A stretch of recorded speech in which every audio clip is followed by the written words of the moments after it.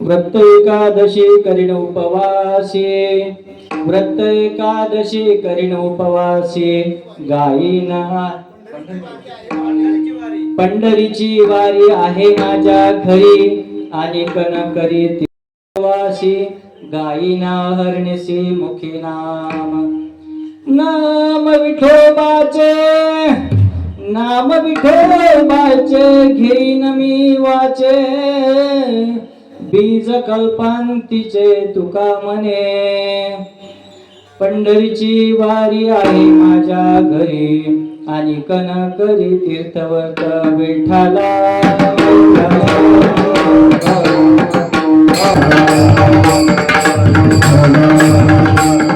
विठ्ठला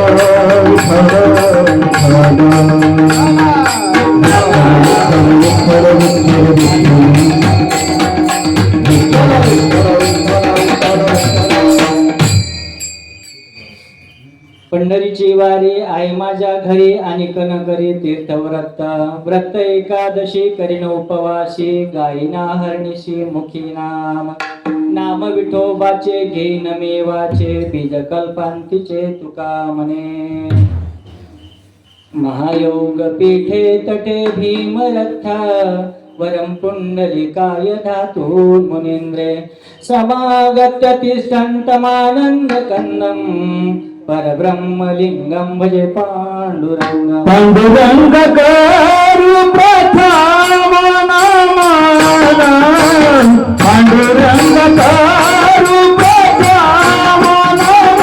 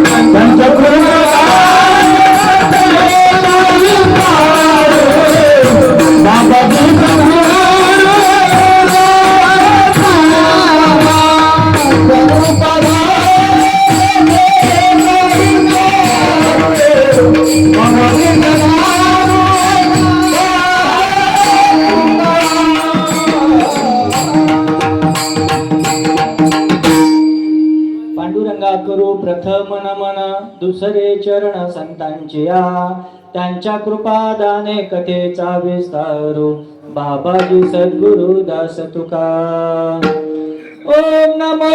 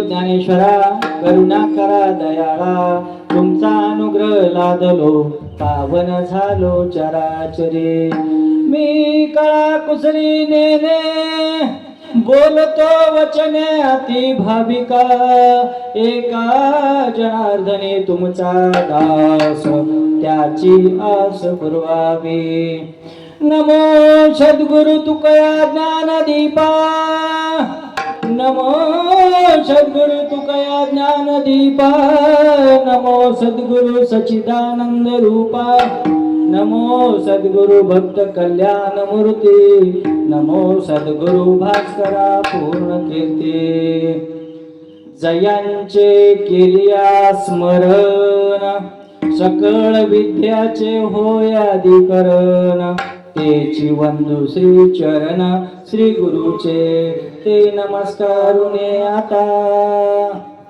प्रस्तुत कीर्तन रूपी सेवेकरता घेतलेला अभंग देहूचे सुप्रसिद्ध संत असणारे जगद्गुरु संत तुकाराम महाराज यांचा 3 चरणाचा अभंग असून सदर अभंगामध्ये संत तुकाराम महाराज पंढरपूरच्या वारीचं आणि वारी करणाऱ्या कुटुंबाचं असणारं महत्व या अभंगामध्ये सांगतात.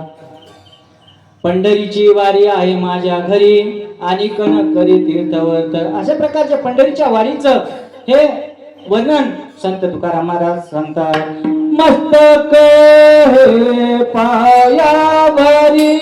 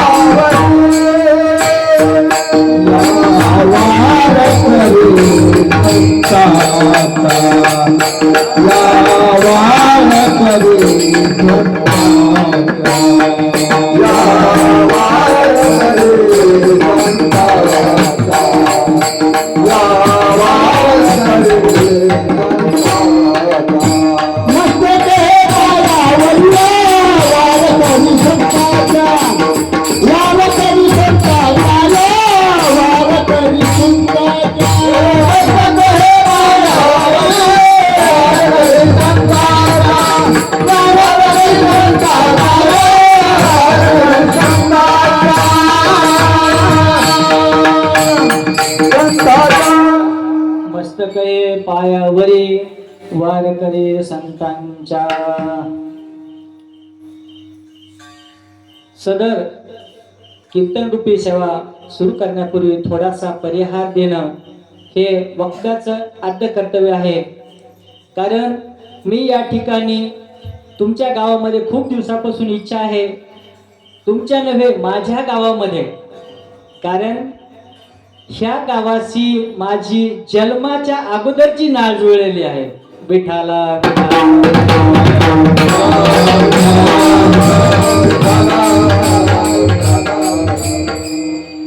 ह्या गावामध्ये माझी जन्माच्या अगोदरची नाळ जुळलेली आहे असं का म्हटलं हे तुम्हाला सगळ्यांना लक्षात आलं.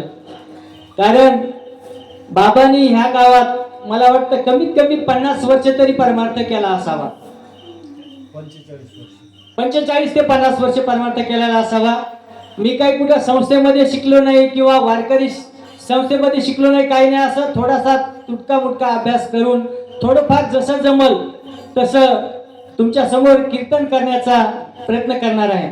आज या ठिकाणी आमचे ज्येष्ठ बंधू असणारे त्यांचे बाबा बळीराम बाबा वाबळे आमच्या घरी यायचे आणि एवढा आनंद असायचा. महाराज कधी पिठलं भाकर, कधी ठेचा भाकर खायचे, पण कधी एकमेकाविषयी कधीच दुःख वाटलं नाही किंवा वेगळा असा प्रकार वाटलाच नाही.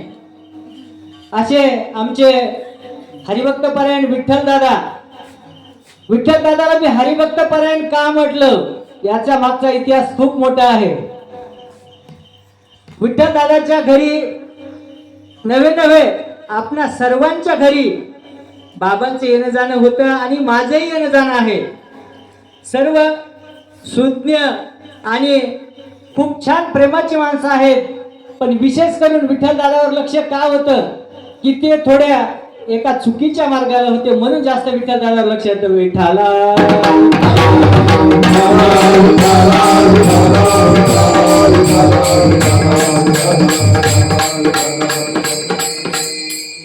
असो, ह्या असे आमचे हरिभक्त परायण विठ्ठलदादा वाबळे, नवे नवे बळीराम बाबा वाबळे यांचे चिरंजीव विठ्ठलदादा, नवे त्यांच्या कुटुंबातील किसनदादा वाबळे यांच्या खूप दिवसाची इच्छा होती, महाराज तुम्ही या, आपल्याला सेवा करायची.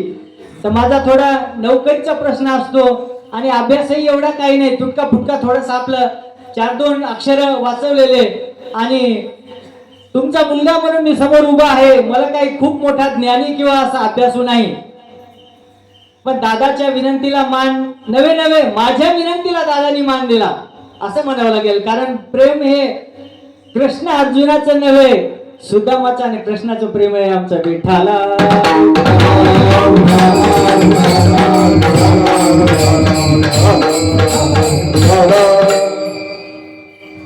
आज या ठिकाणी आमचे गणेश महाराज पांचाळ, त्याच्यानंतर विठ्ठलदादा मुटकुळे, आमचे बाबा, सर्वांचे नाव या ठिकाणी मी घेऊ शकल, पण सर्वांचे नाव घेणं, मी सर्वांच्या चरणी नतमस्तक होतो.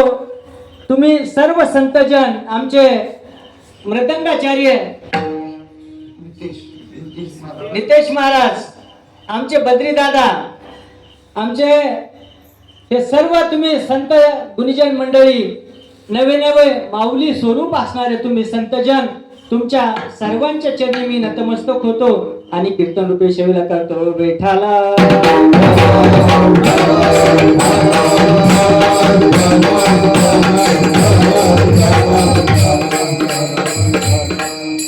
पंढरीची वारी आहे माझ्या घरी आणि करी तीर्थवत, व्रत एकादशी करीन उपवासी, गायीना हरणेसी मुखी नाम.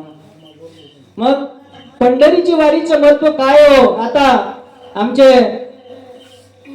परशुराम महाराज दादांचे चिरंजीव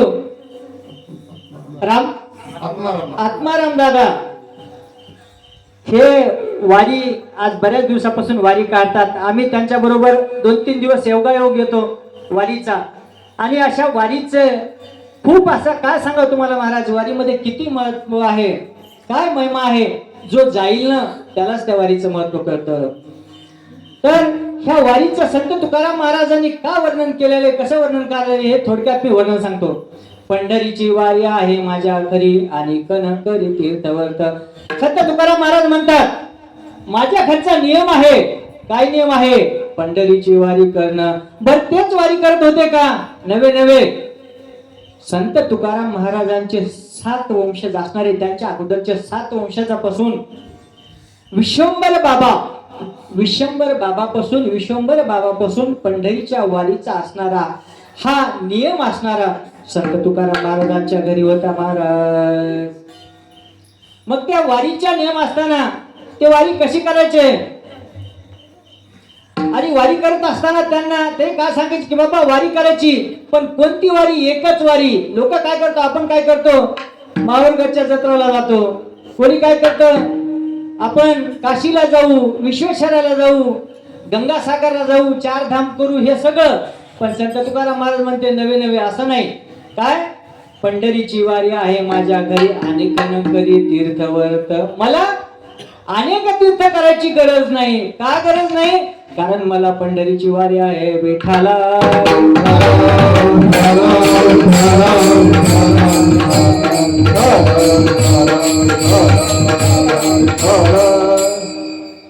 मग पंढरीची वारी करायची, तर पंढरीची वारी कशी करायची हो? पोटभर जेवण करायची का? नाही, नवे नवे. तर काय करायचं? व्रत एकादशी करीन उपवासी, गायीना हरणेसी मुखी नाम. म्हणजे वारी करत असताना काय करायचं? कडक असा उपवास करायचा एकादशीचा, सर्व दिवस उपवास करायचे आणि उपवास करून ही वारी करायची. पण तुम्ही आम्ही एकादश करतो, उपवास करतो, पण उपवास कसा असतो? आता तुमच्या आमच्यामध्ये अशी एक मनच प्रचलित झालेली आहे. काय करा? दिवसभर चारा पण एकादश करा. संत तुकाराम महाराजांनी तसं नाही सांगितलंय, महात्म्याने तसं नाही सांगितलं महाराज. कसं सांगितलंय? एकादशीचं व्रत कसं करायचं? एकादशीचं व्रत करत असताना दशमीच्या दिवशी दशमीच्या दिवशी एका दिवशी जेवण एका वेळेसच फक्त जेवण करायचं, रात्री जेवण करायचं नाही महाराज. आणि जेवण केल्यानंतर दुसऱ्या दिवशी एकादशीचा दिवस उजाडतो. एकादशीच्या दिवशी फक्त आणि फक्त दिवसभर पाणीच प्यायचं, पाणी प्यायचं. त्याच्यानंतर आपण काय करतो की एकादश तर धरतो, पण दुसऱ्या दिवशी पटकन उठायचं, लवकर जेवण करायचं. तसं नाही, जेवण तर करायचं, बारस तर सोडायची, पण कधी सोडायची? सूर्यास्ताच्या बरोबर, सूर्य उगवायच्या बरोबर. असतं नाही हा. तर सूर्य ज्यावेळेस सूर्य उगवतो त्यावेळेस बारस सोडायची. आणि बारस सोडल्यानंतर काय करायचं? त्या दिवशी पूर्ण उपवास धरायचा.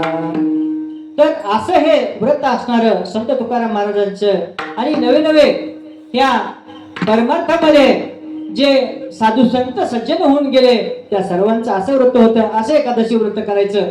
असं नाही दिवसभर चरा आणि एकादश करा, असं नाही करायचं व्रत महाराज. आणि हे साधू संत असं करत नव्हते. विठाला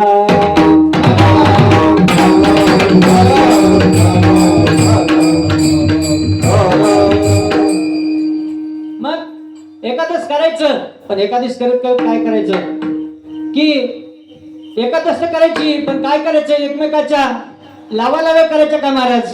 नाही, लाव्या नाही करायचं. काय करायचं?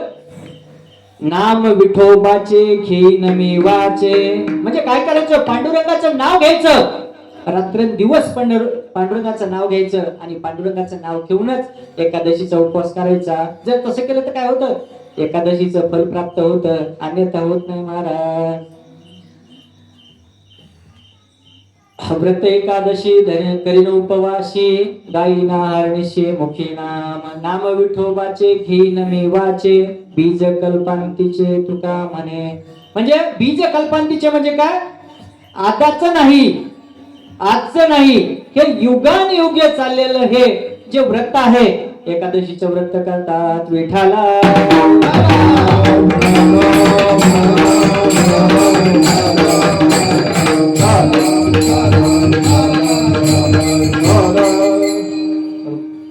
तर असं थोडक्यात ह्या अभंगाचा भावार्थ माझ्या युक्तीला, माझ्या जे बुद्धीला सुचला असा थोडक्यात असा अभंगाचा भावार्थ सांगितला. आणि आता कीर्तन रूपे सेवेला सुरुवात करू. विठाला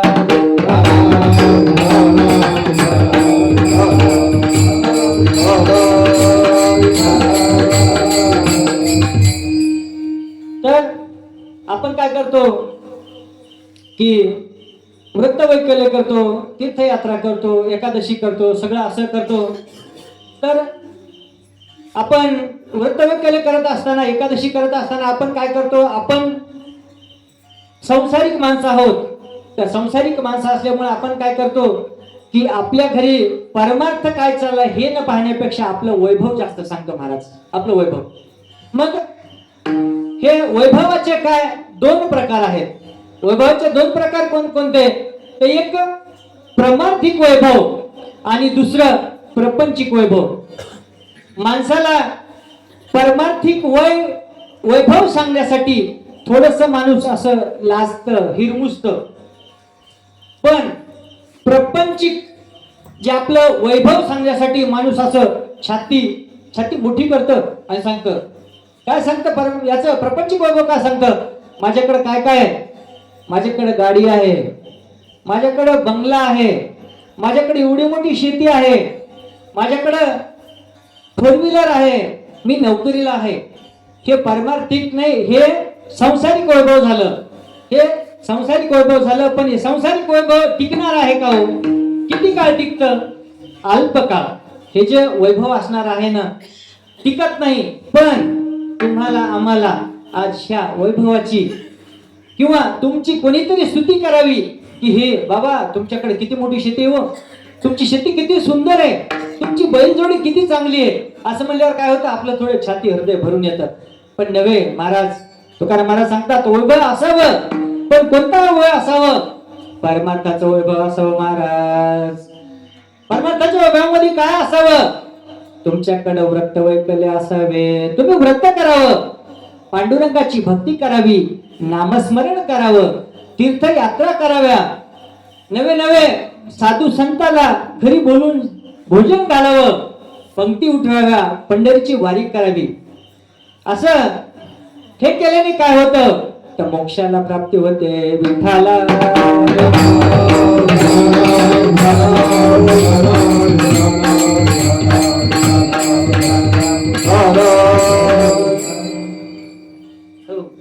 तर असे ते पारमार्थिक वैभव आणि संसारिक वैभव असं दोन वैभव या ठिकाणी आपण पाहिलं. माणसं काय होतात महाराज की हा देह कशासाठी आहे दिलेला, हा देह आपल्याला संसार करा. संसार करायचा नाही असं नाही, तुकाराम महाराजांनी संसार केला. तुम्हाला संसार करा असं सांगितलं, पण कसा संसार करायचा तर जसं एखाद्या चिखलामध्ये नवे एखाद्या तळ्यामध्ये कमळ असतं आणि कमळ असतं, पण त्या कमळाच्या पानावर असणारा एक पाण्याचा थेंब पण राहत नाही. म्हणजे कमळावर पाणी हे कमळामध्ये मिक्स होत नाही किंवा पाण्यामध्ये कमळ मिक्स होत नाही. तसे म्हणजे तसं आपण संसारात असलं पाहिजे महाराज. विठ्ठला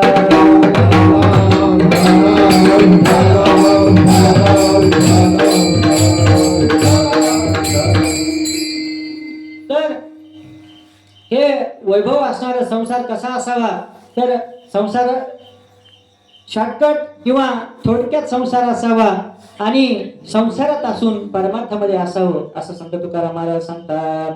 मग संसार तर करायचा, परमार्थ करायचा, पण परमार्थ कसा करायचा तर परमार्थ हा निकाल झाला पाहिजे. मग आता आपण काय होतो परमार्थ करायचा, पंढरपूरच्या वारीला जायचं, तर पंढरपूरच्या वारीला जात असताना नेमकं आपलं काय असतं, थोडा पाऊस पडलेला असतो, बरोबर आहे. पाऊस पडलेला असतं, थोडं शेतीचे काम असणारे त्या पंढरपूरच्या वारीच्या वेळेस चालू असतात. कोणाचं पाळी घातलेली असते, कोणाचं नांगरण केलेलं असतं, एक पाऊस पडलेला असतो, कोणाची पेरणीची घाई झालेली असते, मृग नक्षत्राचं पाऊस पडलेला असतो आणि अशामध्ये पंढरपूरची वारी असते. माणूस काय करतो घाई गडबडीत किंवा आपल्याला पंढरपूरच्या वारीला जायचंय, पंढरपूरची वारी करायची असं प्रत्येक माणूस विचार करत असतो. कधी कधी काय होतं आपल्याकडं पाऊस पडतो मृगाचा आणि मृगाचा पाऊस पडला तरी त्या पावसामध्ये पेरण्या सुरू होतात. पण पंढरपूरच्या वारीला जर जायचं असतं ना तर जे साधू सज्जन आहेत, संत आहेत, ते आपल्या परमार्थ पाहत नाहीत. ते आपलं काय करतात, वारीच्या दिशेने लागतात, वारीकडे जाण्याचा प्रयत्न करतात. वारीला आपण कधी जावं, कसं जावं हे वारीचाच प्रयत्न करतात. विठ्ठला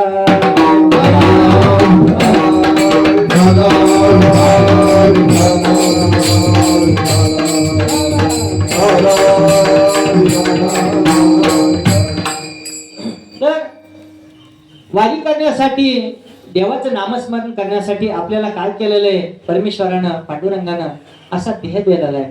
कसा देह दिलेला आहे, सुंदर देह दिलेला आहे. आणि तो देह कशासाठी दिलेला आहे, देवाचं नाव घेण्यासाठी दिलेला आहे.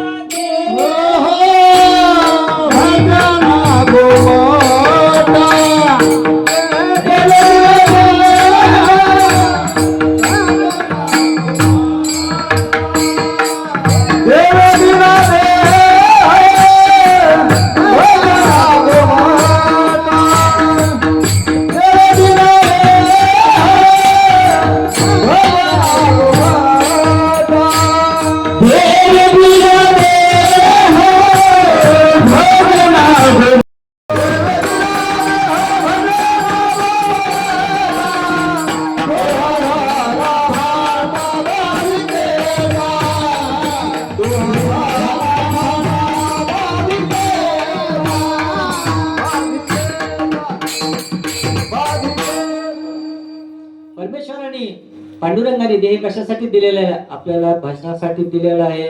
पण आपण भजनासाठी उपयोग करत नाही, त्याचा भोजनासाठी जास्तीत जास्त उपयोग करतो महाराज. देह दिला देवे भजना गोमटा, तो हा झाला बाधिकेचा. तर हा देह असणारा आपल्याला मिळालेला आहे, पण तो देह मिळाला पण कळला नाही. काही माणसाला कळतो आणि काही माणसाला कळत नाही. असे दोन उदाहरणं आहेत की ज्याला देह कशासाठी दिलाय हा कळाला आणि ज्याला हा देह कशासाठी दिलाय हा कळाला नाही असे तुमच्या समोर मी 2 उदाहरण सांगतो. विठ्ठला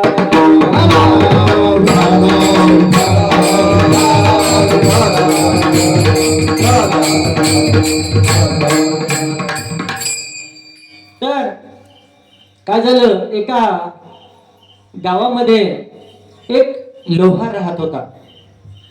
लोहार काय करतो, आपल्याकडे जनरली लोहाराचं काम काय असतं की बाबा गावातल्या शेतकऱ्यांचे अवजार तयार करून देणं, पास शेवटून देणं, खुरपे तयार करून देणं, पासा तयार करून देणं, अशा प्रकारचं हे लोहाराचं काम असतं. पण हे लोहार तसे नव्हते. हे लोहार कसे होते महाराज तुम्हाला सांगू का? हे लोहार काय करायचे, त्यांचा एकच व्यवसाय की जंगलामध्ये जायचे आणि लाकडं तोडायचे, झाड तोडायचं, लाकडं तोडायचे, आणायचे आणि काय करायचं, त्याचे कोळशे करायचे आणि कोळशे करून बाजूच्या आपल्या हिंगोलीच्या बाजारात जायचं आणि हिंगोलीच्या बाजारात जाऊन ते कोळशे विकायचे महाराज. आणि ते कोळशे विकल्यानंतर त्याच्यामधून जे येणारे पैसे आहेत त्याच्यावर आपला उदरनिर्वाह चालवायचा. असं त्या लोहाराचं काम होतं महाराज. मग असं करता करता काय झालं की ते लोहार असणारे एका दिवशी जंगलामध्ये चाललेले आहेत. जंगलामध्ये गेले आणि जंगलामध्ये गेल्यानंतर त्या ठिकाणी त्या विभागाचा, त्या राजाचा असणारा राजा त्या जंगलामध्ये आला होता महाराज. तो राजा कशासाठी आला होता? राजा शिकारासाठी आला होता, शिकार करण्यासाठी. पूर्वीच्या काळी शिकार करायचे महाराज. राजवाडे जे होते ना ते शिकारीचे खूप शौकीन होते. आणि शिकार करण्यामागचा उद्देश काय होता की राजा हा कसा असावा, कर्तृत्ववान राजा असावा. मग शिकार केल्यानंतर जर एखादा त्याचा वैरी आला, त्याचा एखादा शत्रूने जर आक्रमण केलं तर त्या शत्रूच्या आक्रमणाला पराभव करण्यासाठी त्या समोरच्या शत्रूला मारताना त्या राजाची तलवार हल्ली नाही पाहिजे महाराज. असं पहिल्या राजाचं कर्तृत्व होतं. आता राजे राहिले नाही, आता महाराजे आहेत. मोदी साहेबांसारखे पंतप्रधान आहेत. पूर्वीच्या काळी राजे होते. आणि अशा एक राजा असणाऱ्या जंगलामध्ये आपले शिकारीसाठी गेल्यानंतर राजाला एक सावज त्या ठिकाणी, शिकार त्या ठिकाणी दिसली. एक सिंह असणारा एका जाळीमधून निघून चाललेला होता. राजाने असा त्या सावजाकडं, त्या प्राण्याकडं असा आपल्या धनुष्यातून बाण लावला. एकटक असा बाण लावला आणि बाण लावून त्याच्यावर नजर, अशी तीक्ष्ण नजर धरली. आणि नजर धरल्याबरोबर असा बाण एका हातानं ओढतोय, असा आता मारायचा बाण त्या शिकारीला, सावजाला बाण लागला पाहिजे असा अचूक नियम त्या राजाने धरला. राजाने नियम धरला. पण तेवढ्यात काय झालं महाराज, तेवढ्यात एक भला मोठा नाग असणारा, कोबरा नावाचा, किंवा आपण असं विषारी नाग म्हणतो तसा एक मोठा नाग असणारा त्या ठिकाणी त्या राजाच्या पायाच्या जवळ दंश करण्यासाठी आला महाराज. दंश करण्यासाठी आला. तेवढ्यात हे लोहार असणारे त्या ठिकाणी आपल्या डोक्यावर मोळी बांधलेली असून ती मोळी घेऊन आपल्या गावाच्या रस्त्याने असे चाललेले आहेत. दिवस माळवाचा टाइम आहे. एक दुपारच्या नंतर 3रा प्रहार झालेला आहे. अशा टायमाला हा लोहार असणारा आपल्या डोक्यावर मोळी घेऊन तिकडे चाललेला आहे. तेवढ्यात लोहाराने पाहिलं, क्षणार्धात काही पण होऊ शकतं. ह्या राजाला जर सापाने दंश केला तर क्षणार्धात राजा गतप्राण होऊ शकतो महाराज. विठ्ठला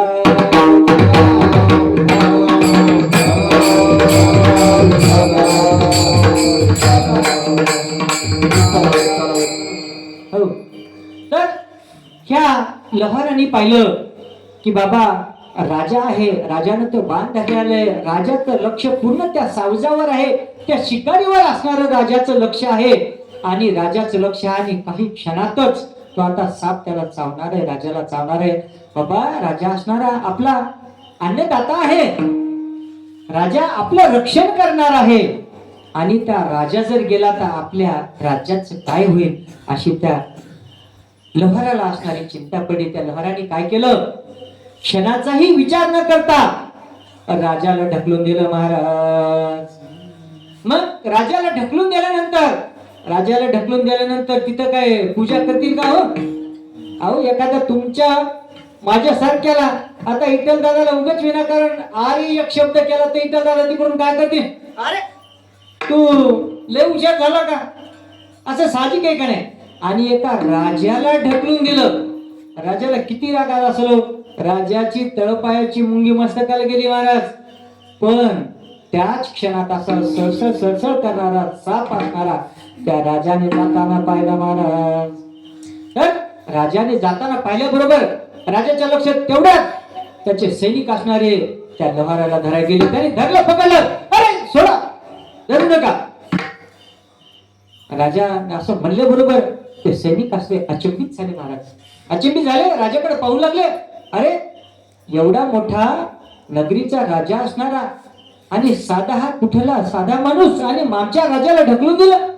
राग आला त्या सैनिकाला, राग आला. अरे नाही म्हणले, थांबा, त्याला हात लावू नका. त्यांनी पाहिलं साप असणारा, विषारी नाग असणारा तिथून सळसळ करत गेलेला आहे महाराज. आणि तेवढं म्हणल्याबरोबर पाहिल्याबरोबर त्या राजाने काय केलं, धन्यवाद मानले. बाबा महाराज धन्यवाद हो, तुमच्यामुळे आज माझा प्राण वाचला. त्या राजा अक्षरशः नतमस्तक झाला. कुणाच्या? त्या लोहाराच्या पायावर, चरणावर नतमस्तक झाला.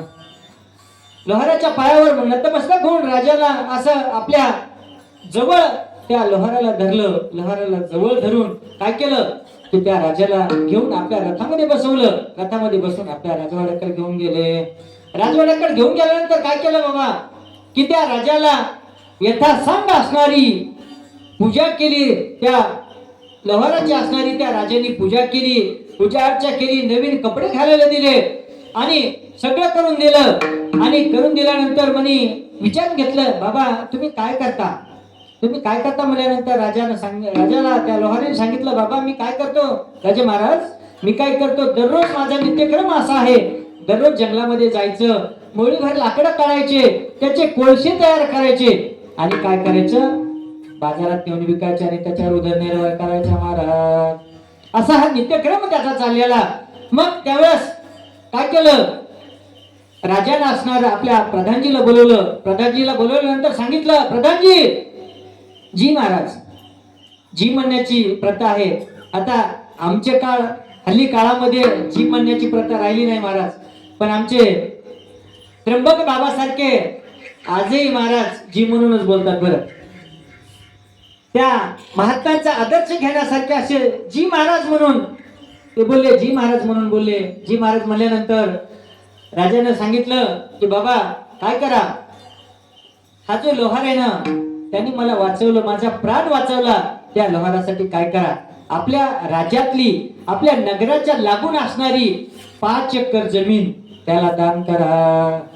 मग दान करायसाठी आज जर आपल्या पंतप्रधानाला जर जमीन घ्यायची असेल किंवा नावावर करून द्यायची असेल तर काय करतील, मुख्यमंत्र्याला सांगतील का हो? दादा कोणाला सांगतील, मुख्यमंत्र्याला सांगतील का, कोणाला सांगतील? मग महाराज विठ्ठल दादा जमीन जर नावावर करायची तर कोणाला सांगतील? अहो पंतप्रधान जरी असला ना देशाचा तर जमीन नावावर करायची ना तुम्हाला तलाठ्याकडे जावं लागल. तलाठ्याशिवाय दुसरा माणूस तुमची जमीन नावावर करून देणार नाही. मग असं ह्या राजाने असणारे तलाट्याला त्या ठिकाणी बोलवलं आणि अशी सुंदर अशी बाग असणारी, कशाची बाग, चंदनाची बाग. चंदनाची बाग त्या राजाने 5 एकर चंदनाची बाग त्या लोहाराच्या नावाने करून दिली महाराज. मग लोहाराच्या नावाने 5 एकराची बाग करून दिल्यानंतर मला सांगा चंदन कसं असतं व तुम्ही नाव ऐकले का? आपण चंदन चोर बऱ्याच ठिकाणी चंदन चोर ऐकले. चंदनाचं काय होतं आपल्या, आता तुमच्या परिसरात बऱ्याच ठिकाणी चोरी झाली असेल, मला काय माहित नाही, पण आमच्या परिसरात, आमच्या या पूर्णा नदीच्या काठावर बऱ्याच ठिकाणी चंदनाचे झाड आहेत. ते लोक काय करतात, रात्री येतात, असे गिरमिटनं त्याला छिद्र पाडतात आणि ते परिपक्व झालं का नाही हे पाहतात आणि परिपक्व असलं का रात्रीच रात्री चोरून येतात. असं असणार ह्या राजाने काय केलं, चंदनाची 5 एकरची बाग असणारी त्या लोहाराच्या नावाने करून दिली महाराज. लोहाराला सांगितलं, बाबा हे तुम्हाला आता 5 एकराची दान केलेली आहे, ही चंदनाची बाग परिपक्व असणारं चंदन तुम्हाला दान केलेले. दान केल्यानंतर ठीक आहे म्हणले महाराज. तसं म्हणल्यानंतर आता असं करत करत तो नित्यनेम आता त्या लोहाराला वाटलं की बाबा 2 लाकडं तोडण्यासाठी, 2 झाडं तोडण्यासाठी आपल्याला जंगलात जावं लागायचं एवढ्या लांब. अरे राजाने किती सोय करून दिली, घराच्या जवळ चंदनाची बाग, घराच्या जवळ. काय करायचं, दररोज सकाळी उठायचं, आंघोळ स्नान करायची आणि जायचं आपल्या घराच्या बाजूला जायचं, आपल्या खाली आपल्या इथं दादाचं जसं नाही का शेत इथं वर टेकड्यावर, तसं त्या जायचं जवळ आणि 2 लाकडं तोडायचे, त्याचे कोळसे तयार करायचे, विकायचे. कोळसे तयार करायचे, विका, असा नित्य नियम असणारा त्या लोहाराचा चालायचा. लोहाराचा नित्यनियम चालत असताना 1 वर्ष झालं, 2 वर्ष झालं चाललेलं. एका दिवशी राजाला विचार केला राजाने, बाबा आपण त्या लोहाराला 5 एकराची बाग असणारी, चंदनाची परिपक्व बाग असणारी दिलेली आहे आणि त्या लोहार जो असणारा खूप श्रीमंत झाला असेल असं त्यांनी विचार केलं. मग विचार केल्यानंतर राजा एका दिवशी, आता आपण एखादं कोणाला समजायचं बैल दिला, एखादं म्हैस दिली, एखादं काही दिलं तर आपण काय करतो की बाबा आपली वस्तू त्यांना विकत तर दिली, पण त्यांच्याकडे सुखरूप आहे का नाही असं पाहतो आपण, बरोबर आहे का नाही. आपलं मन म्हणतं की बाबा आपली वस्तू आहे, जाऊन पाहू असं. तसं ह्या राजाला वाटलं की बाबा 5 एकराची बाग असणारी त्या लोहाराला दिली, ती आहे का नाही किंवा त्याचं काय केलं त्यांनी हे पाहण्यासाठी राजा असणारे तिथे गेले. विठ्ठला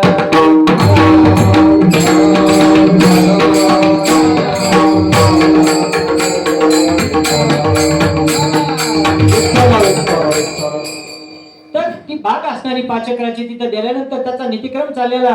राजा आले तर तो नित्य नियमाप्रमाणे पहिल्यासारखंच तो लोहार असणारा आपल्या झोपडीच्या दारात ते लाकडाचा अशी आग पेटवलेली आहे, आग पेटवून तिथं कोळसे तयार करतोय. असं बसलेला राजे पाहिले, महाराजे पाहिल्यानंतर या या या राजे साहेब या या या नमस्कार म्हणून राजाला नमस्कार केला. राजाला त्या ठिकाणी बसायला तिथं बाचेवर बसलेले होते, तिथं अंथरून टाकलं, राजाला बसवलं आणि सांगितलं की बाबा राजे महाराज कसे काय येणं केलं. तर राजे महाराज म्हणतात की बाबा मी तुम्हाला चंदनाची बाग दिली तुम्हाला दान केली आणि ती बाग कशी आहे काय हे पाहण्यासाठी आलो महाराज. तसं म्हणल्यानंतर ती बाग पाहिली तर बाग सर्व जवळपास 99% बाग तोडलेली होती आणि तिचे सगळे कोळसे करून विकलेले होते. मग काय झालं होतं, त्यांच्याकडे फक्त एक अशी छोटीशी ढिपली, एक लाकूड राहिलं. लाकूड राहिल्यानंतर त्या राजाने सांगितलं बाबा काय केली बाग. म्हणजे महाराज तुम्ही एवढं माझं सुख करून दिलं, मला एवढ्या लांब जंगलात जावं लागायचं, लाकडं तोडून आणावं लागायचे, जाळावं लागायचे, हे माझं सगळं कष्टच गेले, माझे कष्ट काहीच लागले नाही, खूप चांगले आनंदी आहे. आता आपण विठ्ठल दादा भेटले, तुम्ही दादा भेटलेत, आपण काय कसे काय महाराज, आपण म्हणतो नाही नाही खूप चांगलं आहे, आनंदी आहे, सुखी आहे, असं साधारणपणे आपण म्हणतो. तसं त्या राजाला लोहाराने सांगितलं खूप आनंदी आहे महाराज. तसं म्हणल्यानंतर तो एक ढिपलीचा तुकडा असणारा महाराज काय केला, त्या राजाने सांगितलं की बाबा हे एक दुकानदार आहे आणि त्या दुकानदाराकडे ही जी ढिपली आहे ना त्याच्याकडे देऊन या आणि पाठवलं म्हणून सांगा, राजा साहेबांनी पाठवलं म्हणून सांगा. हा गेला. आता काय याला आज्ञा नाही होता चंदन म्हणजे काय, चंदनाचा उपयोग काय होतो, चंदन किती महाग आहे हे त्याला काही माहित नव्हतं महाराज. मग ती ढिपली असणारी ती घेऊन गेला. ढिपली घेऊन गेल्यानंतर ती पाहिलं, चंदनाची स्वाशिक ढिपली असणारी ती पाहिल्यानंतर त्या दुकानदारानं सांगितलं की बाबा हे काय आहे, चंदन ओळखीलं. तो परीक्षा करणारा माणूस होता, ओळखल्यानंतर थांबू नको, मला जायचं, जा मला इथून, अजिबात थांबायचं नाही मला. जर चंदनाचं एक ढिपली किंवा चंदनाचं जर चोरी केली ना महाराज 5 वर्ष 10 वर्ष तुरुंगात म्हणजे तुरुंगात जावं लागतं. तर मग त्यानं म्हणलं हे कुठून चोरून आणलं तू. अरे म्हणे बाबा मी चोरून गिरून आणले नाही, राजानं मला दान केलं 5 एकर आणि 5 एकर आणि त्या राजानेच मला पाठवलं. तेव्हा त्या व्यापाऱ्याच्या थोडं शांत झाला, म्हणला दाखवा महाराज, दाखवा इकडं. आणि पाहिलं तर ती चंदनाची एकच ढिपली उरली होती महाराज. एका ढिपलीचं काय केलं, घेतलं, मोजलं म्हणे सर याचे 20,000 रुपये दिले. 20,000 रुपये घेतले. आल्यानंतर डोक्याला हाणून घेतलं. अरे म्हणे एका ढिपलीचे जर 20,000 रुपये होतात तर एवढी चंदनाची 5 एकराची बाग विकली, त्याचे किती पैसे झाले असते महाराजा विठाला.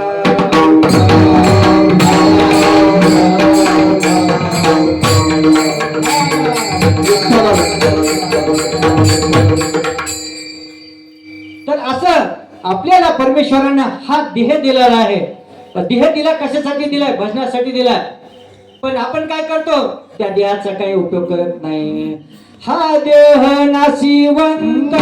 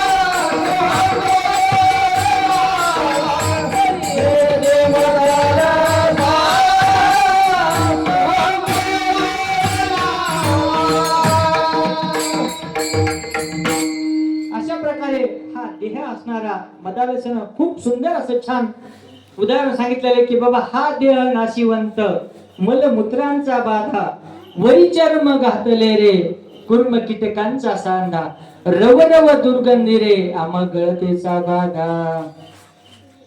अशा प्रकारे मदालसाने ह्या शरीराविषयी सांगितलेलं आहे.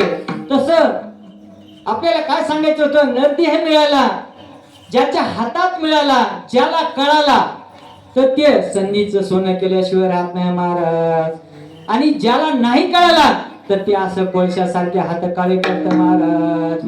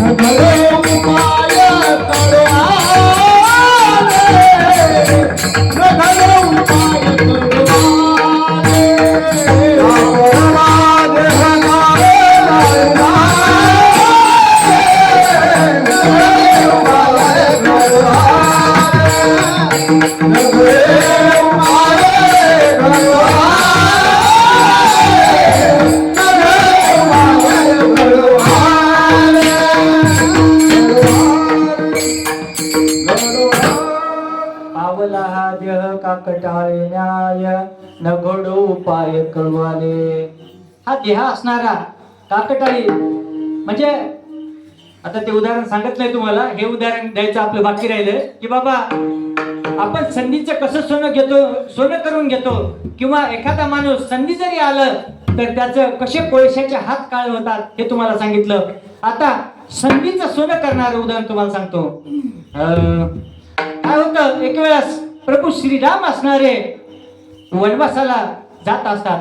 वनवासाला जात असताना भैया लक्ष्मणजी माता सीता सोबत असतात आणि वनामध्ये फिरत असताना एका जंगलामध्ये फिरत असताना एक नदी लागलेली असती आणि ती नदी पार करण्यासाठी भगवान प्रभू श्रीरामाला नदी पार करायची. तर आपल्याला जर नदी पार करायची असेल तर आपण काय करतो? कशात तरी नावेचा होडीचा उपयोग करतो किंवा पोहून तरी जातो, बरोबर आहे ना? जर आमच्या इथे पूर्णा नदी आहे, पूर्णा नदी खूप मोठी आहे, पोहून जायचं मला तर शक्य आहे का? नाही. मग त्याला काय करावं लागेल? नावेचाच उपयोग करावा लागेल. तसं प्रभू श्रीराम असणारे त्या नावेकडे बसणाऱ्या, नावेकडे हे करण्यासाठी नावेत बसून शरवी नदी असणारी पार करायची होती. तर त्या ठिकाणी एक नाव उभी होती. त्या नावेचा चालक असणारा, नावाडी असणारा केवट नाव, त्याचं केवट नावाचा नावाडी त्या ठिकाणी उभा होता. आणि केवट हा नावाडी आपली नाव घेऊन त्या नदीच्या पहिल्या तीरावर किनाऱ्यावर उभा होता. त्यानंतर काय झालं की प्रभू श्रीराम आणि भैया लक्ष्मणजी माता सीता असणारे त्या ठिकाणी गेले आणि त्या केवटाला सांगाले, बाबा की मला काय करा, त्या नदीच्या पहिल्या तीरावर जायचंय, तुमच्या नावेमधून न्या. मग तसे नावेमधून सोडा म्हणल्यानंतर त्या केवटाने प्रभू श्रीरामाला पाहिल्याबरोबर असं मनोमन नमन केलं. प्रभू श्रीराम भगवान की जय. प्रभू श्रीरामाला काय केलं, मनोमन असं नमन केलं, वंदन केलं. पण रामाला कळू दिलं नाही महाराज, कळू दिलं नाही. मग राम ज्यावेळेस आले आणि त्या केवटाला विनंती करू लागले, बाबा मी अयोध्येचा असणारा राजा आहे, प्रभू श्रीराम माझं नाव आहे, ही माझी पत्नी सीता आहे, भैया लक्ष्मण आहेत, आणि आम्हाला काय करायचंय, या नदीच्या पहिल्या तीरावर जायचं आहे. आणि पहिल्या तीरावर जायचंय, त्याच्यासाठी काय करा, आम्हाला या ठिकाणी घेऊन जा. प्रभूजी नाव किनारे लगावो, प्रभूजी नाव किनारे लगावो. प्रभूजी नाव किनारे लगावो.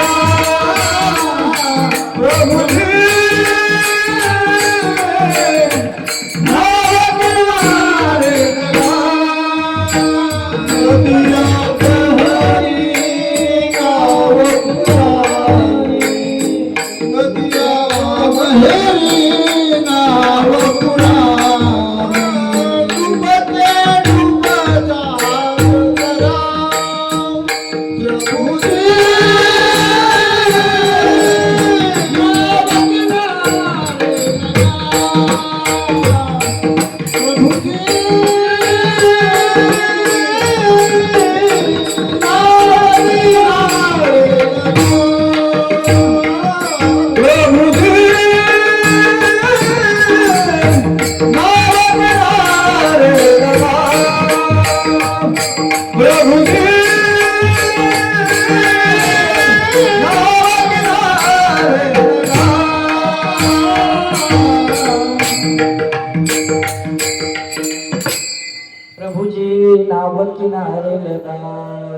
अशा प्रकारे प्रभू श्रीराम असणारे त्या केवटाला विनंती करायले की बाबा नाव त्या ठिकाणी मला त्या पैतीरावर घेऊन जा. केवट काय म्हणतो, नाही, तुम्ही जरी राजा जरी असले ना अयोध्येचे, तर तुम्हाला मी घेऊन जाणार नाही. अहो मी असं ऐकलंय म्हणे की एक शिळा होती, शिळा, एक काय होतं, शिळा होती, आणि त्या शिळेला तुमचा पाय लागला तर तिचा उद्धार झाला महाराज. तिचं काय झालं, उद्धार झाला. आणि मी गरीब आहे, माझा उदरनिर्वाहाचं साधन एकमेव नाव आहे. ह्या नावेमधून जो काही पैसा मिळतो ना महाराज, त्याच्यावर माझ्या पोट उदरनिर्वाह चालतं महाराज. आणि अहो तुम्ही त्या एका शिळेचा उद्धार करून तिची स्त्री केली, तिचं बाई उद्धारी केली, उद्धार केला, आणि माझ्या नावेला जर तुमचा पाय लागला आणि माझे नाव जर उद्धार झालं तर मी माझं पोट कशाने भरतो. साहजिक आहे ना की बाबा आपली जी पोट भरायचं साधन आहे, आपण पोट भरायचं साधन काय आहे जनरली, तुमचं आमच्या शेतकऱ्याचं शेती, आणि शेती विकलं तर कशावर आपण पोट भरणार नाही ना, उपासमारीची वेळ येईल. तसं ह्या नावाडी विनंती करू लागला, बाबा तुम्ही श्रीरामा, तुमच्या आम्ही काही सेवा करू शकत नाही, मग काय करा, तुम्ही पायी जा, नाही कसं जा. बरं म्हणला. केवट खूप हुशार होता आणि केवटाला संधी सापडली होती आणि त्या संधीचं सोनं करायचं होतं महाराज.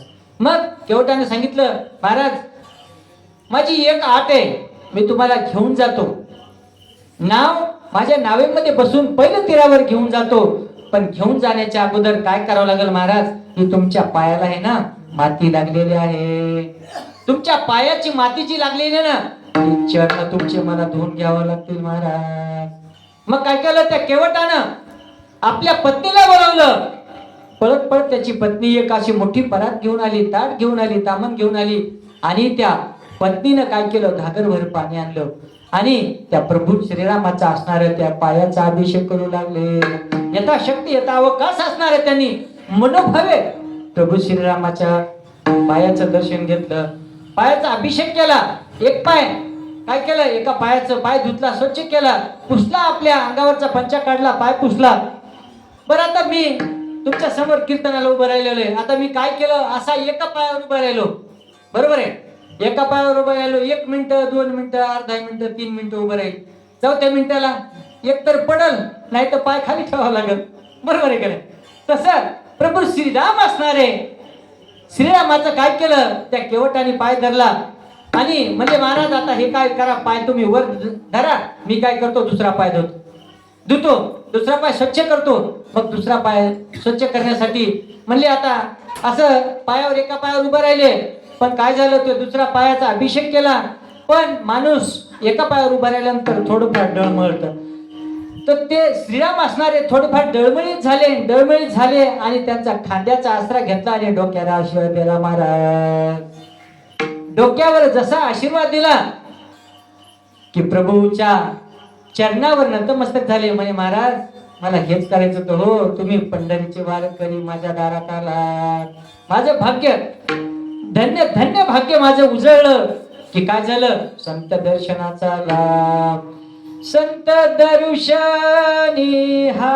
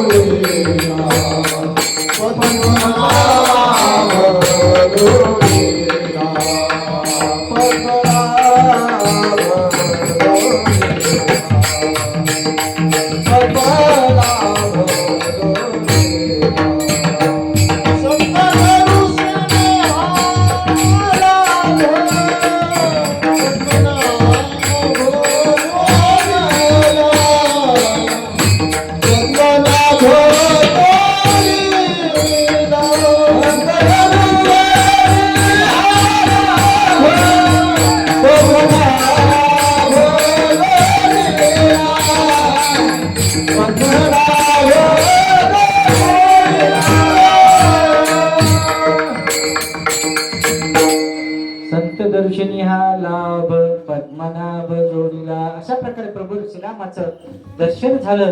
केवट असणारा खूप आनंदित झाला, सद्गतीत झाला. प्रभू श्रीरामाला नावेमध्ये बसवलं, सीता मातेला नावेमध्ये बसवलं, लक्ष्मण भैया नावेमध्ये बसले आणि पहिलं तीरावर सोडलं. असं संत तुकाराम महाराज म्हणतात की बाबा संधीचं सोनं आपल्याला काय झालेलं आहे की बाबा संधीचं सोनं कसं करतात हे त्या उदाहरणावरून लक्षात येतं. विठाला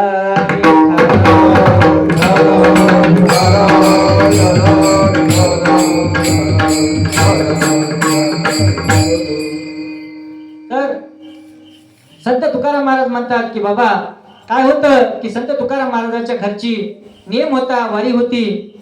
तर काय करायचे संत तुकाराम महाराज, विश्वंभर बाबा असतील, तुकाराम महाराज म्हणजे त्यांचे परंपरा, वंश परंपरा किंवा जे त्यांचे घराण्याचे जे हे आहे तर ते काय करायचे, दरवर्षी असणारे आपल्या वारीमध्ये जायचे.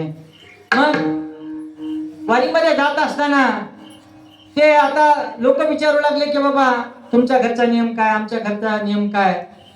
तर संत तुकाराम महाराज अभंगाच्या पहिल्या चरणामध्ये सांगतात, पंढरीची वारी आहे माझे घरी, पंढरीची वारी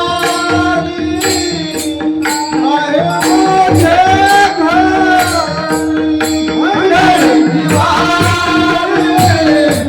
आहे माझे घरी, पंढरीची वारी आहे माझे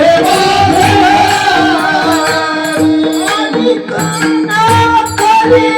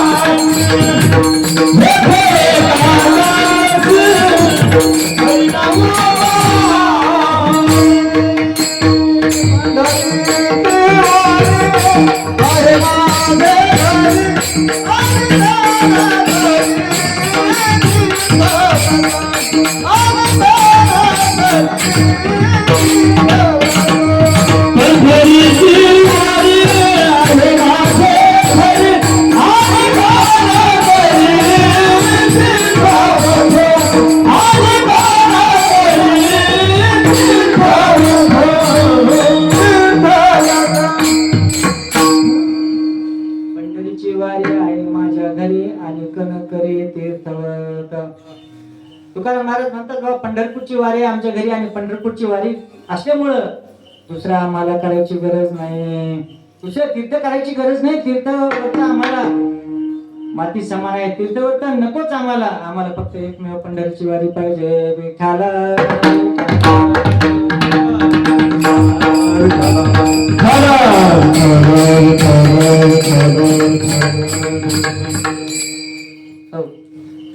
तर काय होतं की आपल्याला देह पंढरीच्या वारीसाठी दिलेला आहे, पंढरीची वारी करण्यासाठी आपल्याला शरीर दिलेलं आहे, पण आपण त्याचा वारीचा उपयोग करत नाही महाराज. आपण काय करतो, आपल्या सांसारिक जीवनासाठी, आपल्या पारमार्थिक याच्या प्रपंचासाठी आपण खर्च करतो, वारीसाठी खर्च करत नाहीत महाराज.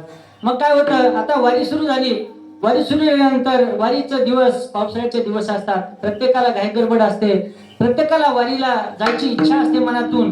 कारण कशामुळे वारीला जायचं असतं की पंढरपूरचा पांडुरंग असणारा वाट पाहतो भक्ताची. मग पंढरीच्या वारीला जात असताना काय करतात माणसं, तुम्ही आम्ही काय करतो, अशी धडपड करतो, घाई करतो, आणि घाई करून काय करतो, कधी पंढरपूरच्या दर्शन होईल आणि कधी पांडुरंगाचं दर्शन होईल, विठ्ठलाचं दर्शन होईल, असं प्रत्येकाला तुम्हाला मला वाटलं. पण हे पंढरीचा विठ्ठल असणारा, पांडुरंग असणारा, विठ्ठेवर असणारा पुन्हा बसवला हो. तर पंढरीचा विठ्ठल असणारा पांडुरंग बसवण्यामध्ये एकमेव एक संत आहे. कोण, काय नाव त्या संताचं? पुंडलिकराया. पुंडलिकरायाने काय केलं की ह्या पांडुरंगाला काय होतं, पुंडलिकराया असणारे चांभार समाजाचे होते, त्यांच्याकडं आई आणि वडील त्यांचे व्रत होते, आणि आई वडील व्रत असताना त्यांचा नित्यनेम चालायचा की त्या आई वडिलांची सेवा करायची. मग सेवा एवढी करायची की पांडुरंगाचं नामस्मरण करायचं, किंवा नाही जरी आलं तर आपलं आई वडिलांची सेवा, हे सगळं. सकल तीर्थ घडते एक वेळा, पंढरी चंद्रभागा डोळा देखलिया, अशा प्रकारे सकळी तीर्थ घडते एक वेळा, चंद्रभागा डोळा देखलिया. मग हे चंद्रभागेचं एवढं महत्व आहे की बाबा डोळ्यांनी एकदा जरी चंद्रभागा पाहिली तर सर्व तीर्थाचं त्या ठिकाणी दर्शन होतं महाराज.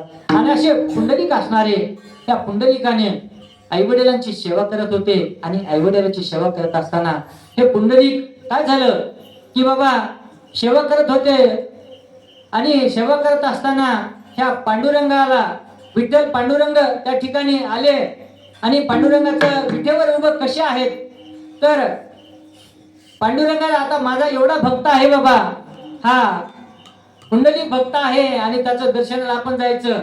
मग हाक मारली पुंडलिकाला, पुंडलिका पुंडलिका. पण पुंडलिक महाराज काय होते, आपल्या आपल्या आई वडिलांच्या सेवेमध्ये मग्न होते. मग काय केलं, त्या पुंडलिकाने एक वीट फेकून त्या ठिकाणी एक वीट फेकली, आणि वीट फेकल्यानंतर ते पांडुरंग असणारे आजपर्यंत त्या विटेवर उभा आहे.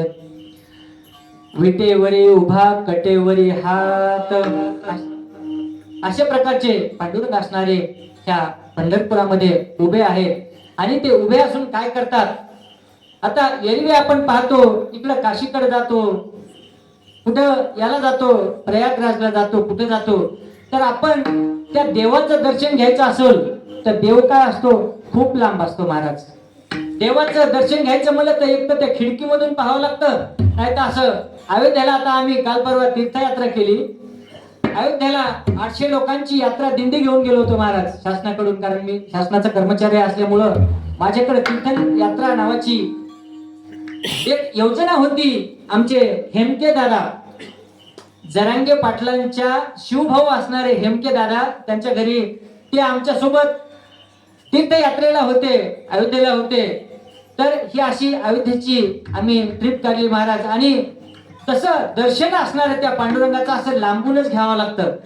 असं विठ्ठलासारखं पांडुरंगासारखं असं याच्यावर हात लावून दर्शन होत नाही महाराज. विठ्ठला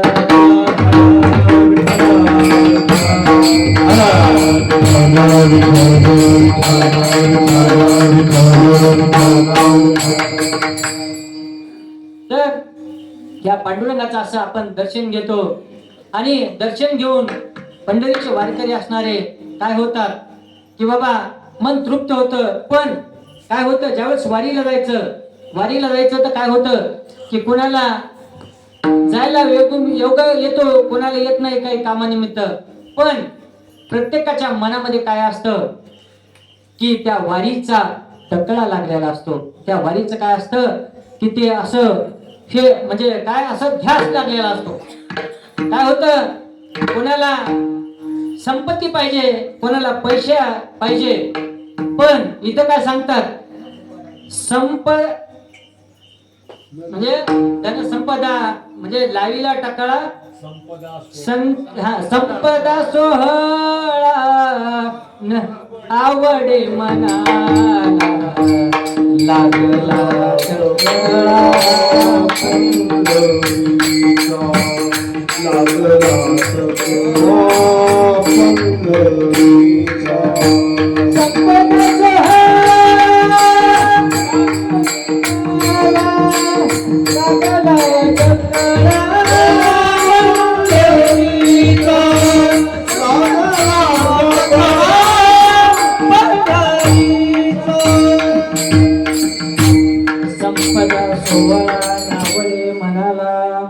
संपदा सोहळा नावडे मनाला लागला टकळा पंढरीचा. अशा प्रकारे काय होतं, ज्यावेळेस वारी सुरू होते ना महाराज, तर प्रत्येकाला पंढरीचा टकळा लागतो महाराज. प्रत्येकाला वाटतं मी कधी पंढरपूरला जाईन, कधी पांडुरंगाचं दर्शन घेईन. मग पांडुरंगाचं दर्शन घ्यायचं असेल तर संत तुकाराम महाराजांचं काय होतं, विठाला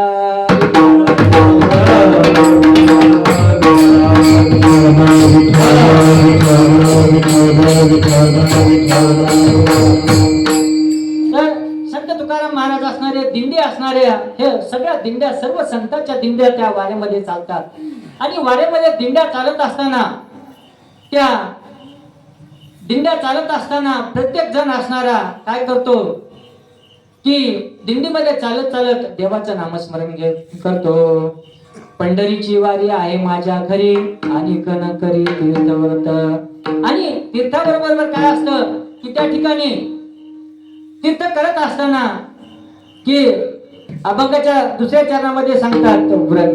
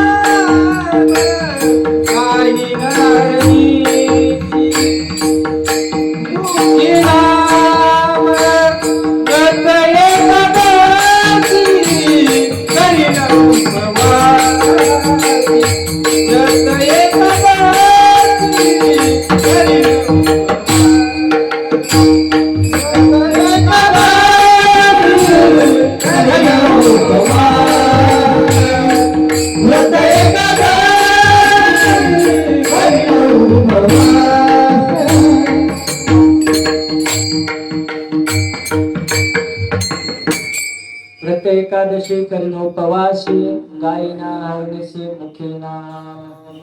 अशा प्रकारे पंढरीची वारी करत असताना व्रतवैकल्य करायचं, पांडुरंगाचं नाव घ्यायचं. एक मुक्काम, एका मुक्कामापासून दुसऱ्या मुक्कामा, दुसऱ्या मुक्कामापासून तिसरा मुक्काम, असा असणार 21 ते 25 दिवसाचा असणारा हा वारीचा प्रवास असतो महाराज. त्याच्यामध्ये सर्व मंडळी असणारी या ठिकाणी असतात.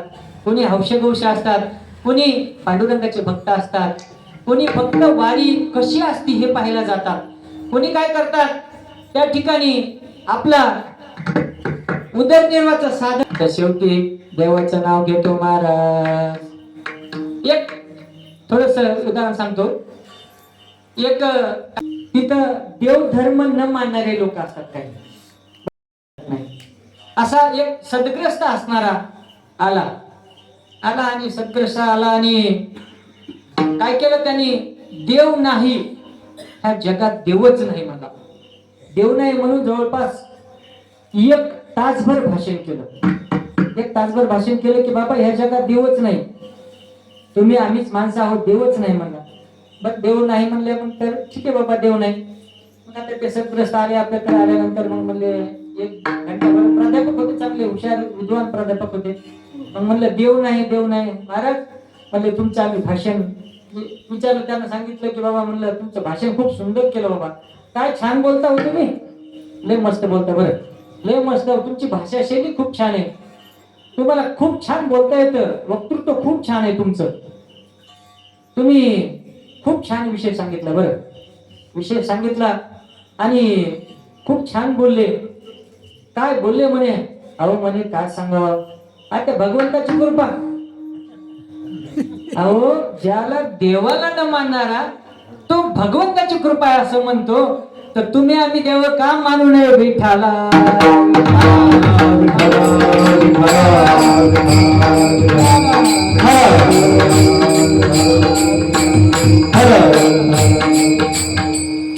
असं एक थोडस चुटका म्हणून थोडं सांगितलं तुम्हाला. एक काय असतं, एक तुम्ही आम्ही शेतकरी माणसं आहोत. आपल्याकडं ज्यावेळेस शेतीचे कामं झाले, ज्वारी पेरलेली असतील, कडबा असतो, आपण काय करतो उन्हाळ्यामध्ये सगळे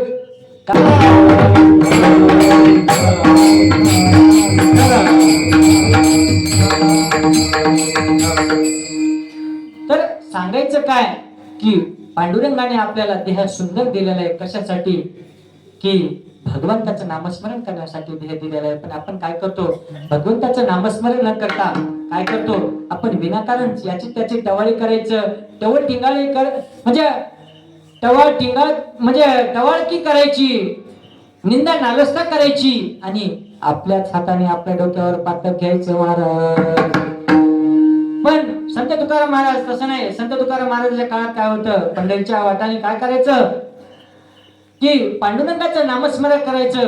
कसं करायचं, मुखाने हरी हरी बोला, मुखाने हरी हरी बोला आणि पायी हळूहळू चाला, मुखाने हरी हरी बोला, असं विठ्ठल विठ्ठल बोला, अशा असणारी वारी असणारी त्या ठिकाणी चाललेली होती महाराज. मी तुम्हाला एक छोटस एक मनोरंजन सारखं, आता कारण हा एकादशीचा कार्यक्रम आहे आणि मी तुमच्या समोर तुमचं लेकरू आहे, थोडं चुकीचं जरी बोललं तर मला माफ करा. एक उदाहरण सांगतो. काय होतं की एक विठ्ठल दादा सारखे सद्ग्रस्त असतात आणि ते एक बकरी असते त्यांच्याकडं आणि बकरी चारायला त्या ठिकाणी दररोज जातात. बकरी चारायला जात असताना एका दिवशी काय झालं, दररोज ते एक नदी, अशी एक बाजूला नदी होती, नदी घेऊन बकरी घेऊन जायचे, बकरी चारायला जायचे, तिथं पलीकडल्या साईडला जायचे, बकरी चारायची, पुन्हा घरी आणायचं, घरी आणून बांधायचे, असा नित्यक्रम चाललेला. एका दिवशी काय केलं, ती बकरी मग काय करायची, तिला सवय लागलेली, बकरीला सवय लागलेली होती. ती बकरी काय करायची, एक पिल्लू होतं तिचं आणि ते पिल्लू आणि बकरी त्या नदीच्या पलीकडे जायचं. कारण उन्हाळ्याचा दिवस होता, नदीला काही पूरबीर नव्हता, पाणी नव्हतं, काही नाही, पलीकडल्या साईडला जायचं आणि चरायचं, दिवसभर चरायचं, संध्याकाळी आपल्या घरी विठ्ठल दादाच्या कुट्याला येऊन बसायचं. असं करत असताना 1 दिवस झाला, 2 दिवस झाला, 3ऱ्या दिवशी असणारा ते बकरीचं पिल्लू, बकरी आणि बकरीचं पिल्लू होतं, त्या बकरीच्या पिल्ल्याच्या कपाळावर एक असा पांढरा टिपका होता. मग पांढरा टिपका असल्यामुळं त्याचा धनी असणारा, मालक असणारा त्याला टिक्या ह्या नावाने बोलायचा, टिक्या. मग ह्या टिक्या आणि टिक्याची आई हे दोघं काय करायचे, दररोज त्या नदीच्या पहिले तीरावर जायचे, चरायचे, तिथं बाबीच्या शेंगा खायचे, पालापाचोळा खायचे, सकाळी घरी यायचं. घरी यायचं असा नीतिक्रम चाललेला. एका दिवशी काय झालं महाराज, भर ऊन पडलेलं आणि त्या नदीला काय केलं महाराज, की काय असतं आता तुम्हाला आम्हाला जनरली 90% लोकांना एकच पोरग आहे. 90%. एक 10-5 सोडून द्या की त्याला 2-2, 3-3 मुलं. पण नवीन पिढीला जे आहेत ना त्याला एकच मुलगा आहे महाराज. तसं एक लेकरू असलं ना थोडंसं खोडसळ असतं महाराज. आणि तसा असणारा ह्या बकरीचा टिक्या असणारा थोडा खोडसळ होता. काय करायचं त्यानं, आई एकीकडे चारायची की तो दुसरीकडे जाऊन चारायचा. असं एका दिवशी काय झालं की तो टिक्या असणारा त्या नदीच्या मधोमध आला आणि हिवऱ्याचा पाला त्या ठिकाणी तो टिक्या खाऊ लागला महाराज. आणि त्या हिवऱ्याचा पाला खात असताना असं बडबड असं मोठा पाण्याचा लोंढा आला आणि पाण्याच्या लोंढ्याबरोबर तो टिक्या असणारा वाहून गेला महाराज. मग त्या टिक्या वाहून गेल्यानंतर दुःख झालं. मला सांगा, आपलं लेकरू असणारे गेल्यानंतर कोणत्या आईला सुख वाटेल का? हो, दुःख होईल ना. त्याची आई असणारी दररोज रडायची. काय करायचं, आता हे पोट आहे, परमेश्वराने पोट दिलेलं आहे, उदर, हे 2 घास खाल्ल्याशिवाय माणूस जगू शकत नाही. प्रत्येकाला किती दुखात असलं तरी 2 घास तरी किमान खावं लागतं महाराज. अशा असणारी ती बकरी दररोज चरायची, 2-4 घास खायची आणि त्या उन्हात जाऊन नदीच्या पैल तीरावर बसायची आणि बसल्यानंतर तिथं नदीकडे पाहायची. आपल्या डोळ्यातून टप अश्रू गळायचे महाराज. दुःख व्हायचं, आपल्या बाळाचं गेल्याचं दुःख त्या आईला सहन होत नव्हतं महाराज. असं करता करता 7-8 दिवस झाले, 15 दिवस झाले. असं झाल्यानंतर एका दिवशी काय झालं, त्याच नदीच्या काठावर एक कुत्र्याच्या पिल्ले एवढा हत्ती आला. हत्ती केवढा असतो महाराज? मामा, केवढा हत्ती असतो? कुत्र्याच्या पिल्ले एवढा नाही का? मोठा असतो का? बर. मला मोठा हत्ती त्या ठिकाणी आला महाराज. आणि त्या हत्ती काय करू लागला, हत्ती नाही, त्या नदीच्या पात्राकडे पाहिलं आणि आपल्या डोळ्यातून टपटप अश्रू गाळले. डोळ्यातून अश्रू गाळल्याबरोबर ती बकरी असणारी त्या बकरीनं पाहिलं की बाबा मी रडते याला कारण आहे, कारण माझं पिल्लू असणारे या ठिकाणी वाहून गेले, माझा टिक्या वाहून गेलाय आणि एवढा मोठा हत्ती कसं काय रडतो.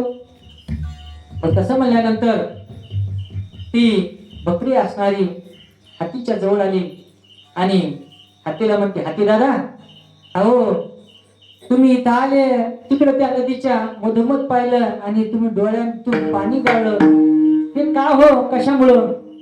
तर त्या हत्तीनं सांगितलं म्हणे, माय, जे मोठे माणसं असतात ना ते खूप प्रेमळ असतात.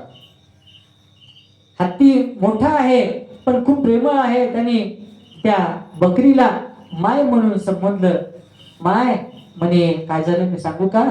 एका दिवशी मी तर चरायला आलो होतो माय, आणि माझं पिल्लू असणार या ठिकाणी उन्हात चरत होत आणि उन्हात चरता पाण्याचा लोंढा आला आणि त्या पाण्याच्या लोंढ्या सगळं वाहून गेला माय. असं म्हणल्याबरोबर जी बकरी होती त्या बकरीने काय केलं, सरळ आपल्या घरचा रस्ता धरला. विठाला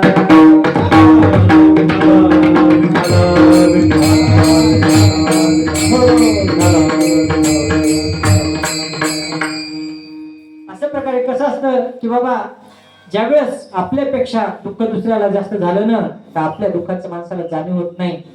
तसं मला सांगायचं काय होतं की पंढरपूरच्या वाट्यानं जात असताना प्रत्येक माणूस असं काय करतो की पंढरपूरच्या वाटेने जातो, पण पंढरपूरच्या पांडुरंगाचं त्याच्या मनामध्ये ध्यास लागलेला असतो आणि ध्यास लागत असताना तो काय करतो की पंढरपूरच्या विठोबाचं दर्शन घ्यावं असं विठोबाचं दर्शन घ्यावं असं त्याच्या प्रत्येकाच्या मनामध्ये नाव म्हणजे ध्यास लागलेला असतो. नामस्मरण करत करत धर्मजर करत ते वाकडीचं रिंगण असतं, त्या रिंगणाच्या जवळ आलं की असं वाटतं, नाही आता पंढरपूर कधी, आता पंढरपूर कधी, असं प्रत्येकाला वाटतं. बरोबर आहे का नाही? तसं तुकाराम महाराजाचे जी दिंड्या असणारी, सगळ्या संतांच्या दिंड्या असणाऱ्या त्या पंढरपूरच्या वाटेने चाललेल्या आहेत. संत सगळे चाललेले आहेत विठ्ठला विठ्ठला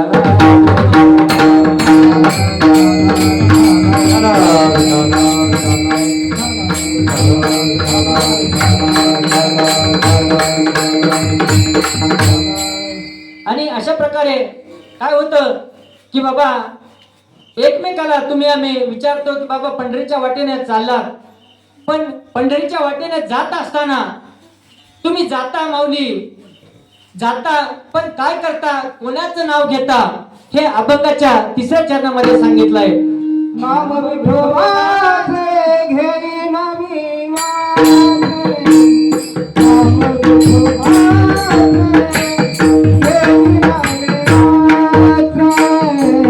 नाम विठोबाचे घेई नवी नाम विठोबाचे घेई नवी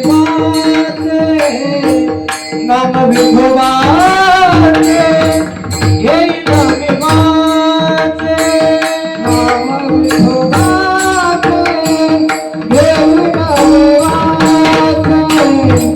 नाम विठोबाचे घेई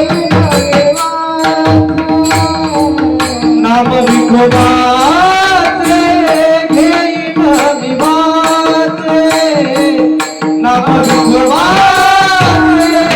घेई नाम विठोबाचे घेई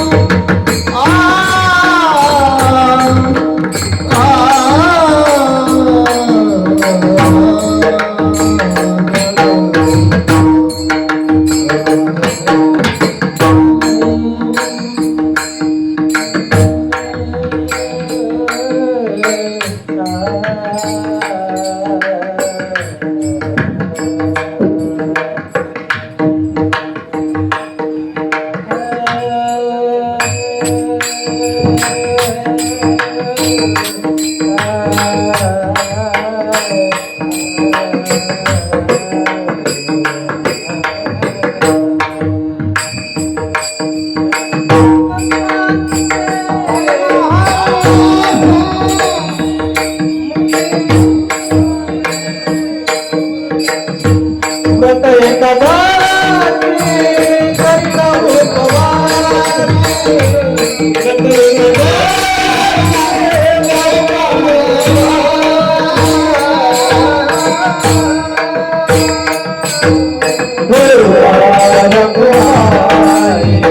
सर्वांनी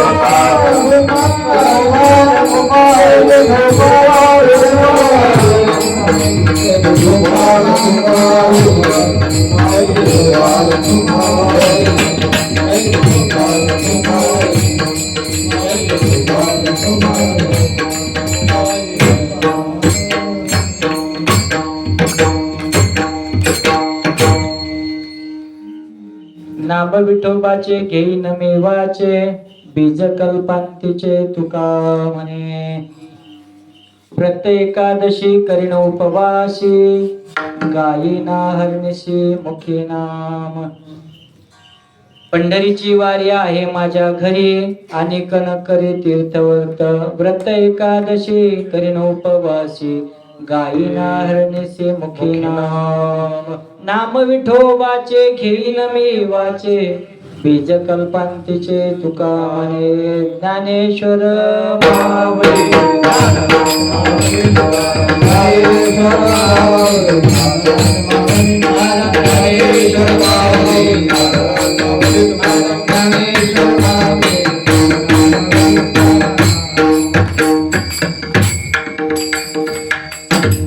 असो. अशा प्रकारे त्या माझ्या बुद्धीला जे जसं जमल तसं मी तुमच्या म्हणजे कटकट केली असं आता मला सर्व पाठ नाही दे, पण बुद्धीला जमल असं मी कटकट केली. जे काही चांगलं असेल ते श्रीगुरूचं, आणि जे माझ्या वाणीमधून माझ्या मुखातून जे चुकीचं गेले माझ्या वाणीचा दोष, म्हणून मला माफ करा. आज या ठिकाणी तुम्ही संत सज्जन मायबाप सर्व माझे जिवलग आमच्या विठ्ठल दादांनी हा भक्तियोग या ठिकाणी घडून आणला. सुंदर असे वादक या ठिकाणी आजच्या सेवेला या ठिकाणी उपस्थित आहेत. आमचे दादा या ठिकाणी बसलेले आहेत. आमचे गणेश महाराज पांचाळ, आमचे त्र्यंबक मामा, मामाचं नाव सकारामजी महाराज, आमचे विठ्ठल दादा, आमचे मगर महाराज, त्याच्यानंतर महाराज हे सर्व गुणीजन मंडळी. दादाचं नाव दररोज घेतो पण मला कसं आठवतच नाही, काय लयच अवघड काम आहे. बद्री महाराज वागळे, बद्री महाराज, आणि सगळ्यात महत्वाचे म्हणजे आमचे दिंडी चालक हो अरे काय सांग दिंडी चालकाच मी प्रत्यक्ष पाहतो. अहो, एवढी गडबड गाई, एवढं त्या माणसामाग व्याप असतो, पण प्रत्येक माणसाचं लक्ष ठेवते. असे आमचे आत्माराम दादा खूप लक्ष, प्रत्येकाचं वेळोवेळी तंतोतंत. कोणी चहा पिलंय का, कोणी जेवण केलं का, कोणी या ठिकाणी हे केलं म्हणजे उपाशी तर राहिलं नाही ना, कोणी विसरलंय का, असं वेळोवेळी वारीमध्ये लक्ष ठेवणारे आमचे आत्माराम दादा, आमचे गुरुवर्य परशुराम महाराज, आमचे गायनाचार्य रामप्रसाद महाराज 2-3 वेळेस मला म्हणले, महाराज मी तुमच्या कीर्तनासाठी थांबतो बरं. 2 वेळेस असा योग थोडा चुकला, परमेश्वराची इच्छा नव्हती, जवळ येऊन वापस जावं लागलं मागच्या एकादशीला. पण आज योगायोग दादाच्या पुण्याईनं, आमच्या हरिभक्त पारायण बळीराम महाराज जोडगावकर माझे बाबा यांच्या पुण्याईनं तुमच्या गावाचं दत्तक असणार मी मुलगा आहे असं समजा.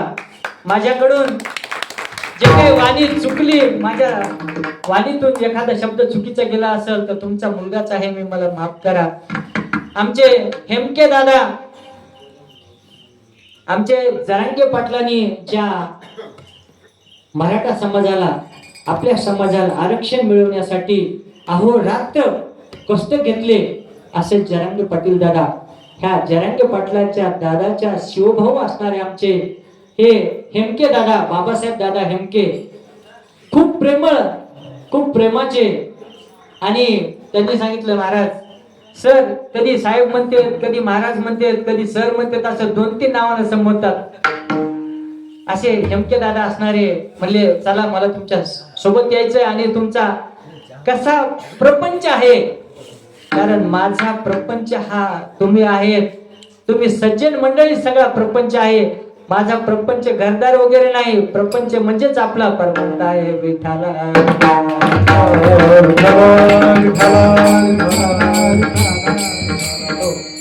तर तुम्हा सर्व संत सज्जन मंडळीच्या चरणी नतमस्तक होतो आणि माझ्या सेवेला पूर्ण विराम देतो.